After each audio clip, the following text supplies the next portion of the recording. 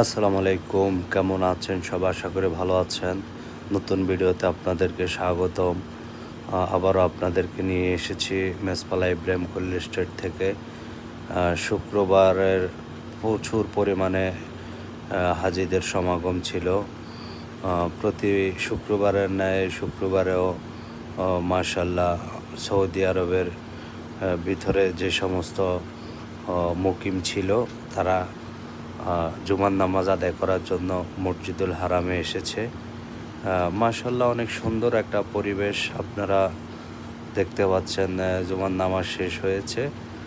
আশা করি ভিডিওটি আপনাদের ভালো লাগবে। আর ভিডিওটি ভালো লাগলে অবশ্যই চ্যানেলটি সাবস্ক্রাইব করে দিবেন। আর এরকম নতুন নতুন আরও সুন্দর সুন্দর ভিডিও পেতে আশা করি সাথেই থাকবেন। আর আপনাদের লাইক, কমেন্ট, শেয়ারের মাধ্যমে অবশ্যই আপনাদের মনের কথাগুলো জানাবেন।